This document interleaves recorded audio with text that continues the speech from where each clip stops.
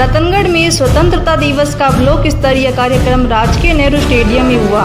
SDM Vijendra Singh ने ध्वजारोहण किया।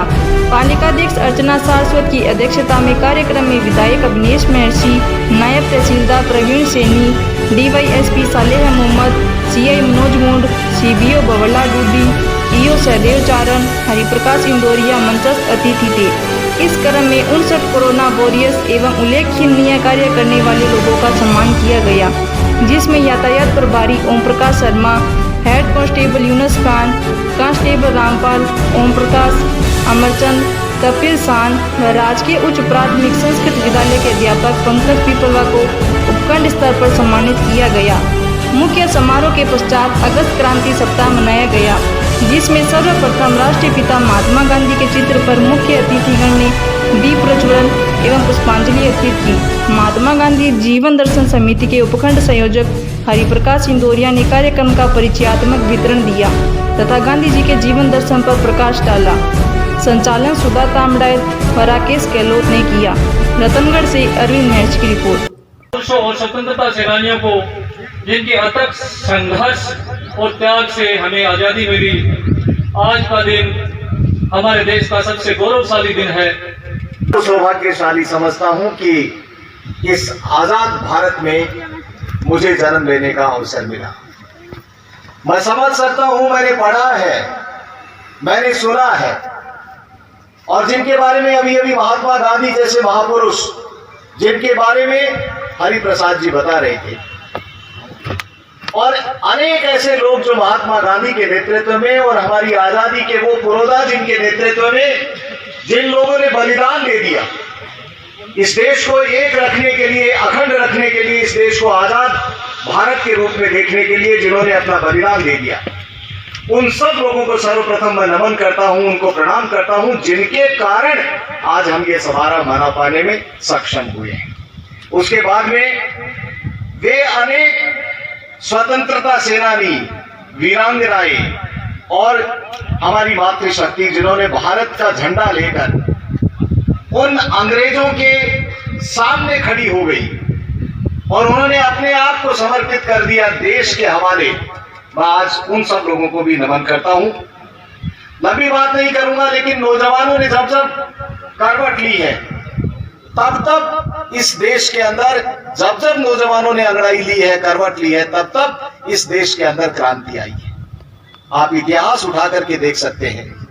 लेकिन उसके लिए कोई न कोई लीडर हमारे सामने खड़ा होना चाहिए, जिसकी प्रेरणा से आने वाले समय के अंदर हम भारत को समृद्ध कर सके, उन्नत भारत के रूप में हम लोग देख सके। ये आज का दिन है पर्व मनाने का, संकल्प लेने का कि इस देश के अंदर और देश के बाहर जो ताकतें, जो ऐसी ताकतें जो देश को कमजोर करने में लगी हुई होती हैं, उन सब का नेस्तनाबूद करने के लिए हम सब लोग भारतवासी एक होकर के, एकजुट होकर के इस देश को समृद्ध रखने के लिए अपने आप को, हमारे पुरोधा जो पुराने लोग थे जिन्होंने देश को आजाद करवाया, उन लोगों से प्रेरणा लेते हुए इस देश को एक रखना है, अखंड रखना है। मेरी मातृशक्ति से भी निवेदन करना चाहता हूं कि एक महिला यदि शिक्षित होती है तो 2 परिवार शिक्षित हो जाते हैं, 2 परिवारों को शिक्षित करती हैं। और अभी अभी जो आपके इंदौरिया जी और राकेश जी दोनों बैठे हैं, मैं इनको सुनता हूं, हमेशा जब आप बोलते हैं तो रोंगटे खड़े हो जाते हैं। ऐसे ही हमें वक्ता चाहिए जो देशभक्ति का जज्बा जगा सके और हम लोग आगे आकर के इस देश को एक रख सके, अखंड रख सके और उत्तरोत्तर प्रगति करते हुए भारत जो विश्व के अंदर हमारी पहले पहचान थी, उस पहचान को कायम करने के लिए प्रत्येक व्यक्ति समर्पित भाव से आगे आए। आज के दिन में यही कामना करते हुए मैं लंबी बात नहीं करूंगा। आदरणीय हरि भाई जी ने मुझे एक बात कही है, और बात क्या कही है, मेरे बड़े भाई हैं, आदेश दिया है। हरि भाई जी, आप दोबारा जब 22 तारीख से आपका जो सप्ताह शुरू होगा, आप मुझे जो आदेश देंगे, मैं हमेशा समर्पित भाव से आपके साथ में कंधे से कंधा मिला करके कार्य करूंगा। और आने वाले समय के अंदर महात्मा गांधी जी मैं हमेशा कहता हूं कि महापुरुषों की मूर्तियों को देखकर हमारी आने वाली पीढ़ी प्रेरणा लेती है। लोग बाग जब किसी महापुरुष की मूर्ति को देखते हैं तो अपने माता पिता से, अपने अभिभावकों से पूछते हैं कि ये कौन है, इनकी कैसे मूर्ति लगाई, इन्होंने क्या किया था इस देश के लिए जो इनकी आज मूर्ति लगी है। और तब उनकी गाथा बताई जाती है, जब उनके बारे में, उनके व्यक्तित्व के बारे में, उनके प्रेरणास्पद व्यक्तित्व के बारे में जब बताया जाता है तो वो व्यक्ति उनके पद चिन्हों पर चलने का संकल्प लेते हैं। आज से 75 वर्ष पूर्व देश जिस गुलामी की जंजीरों में जकड़ा हुआ था और सैकड़ों वर्षों की तपस्या के बाद इस देश के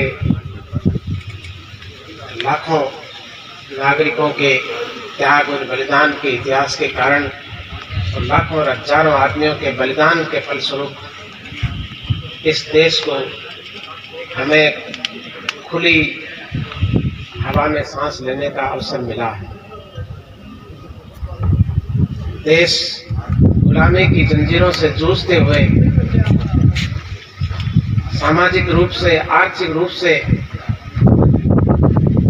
और हर परिस्थिति से विकृत अवस्था में पहुंच चुका था।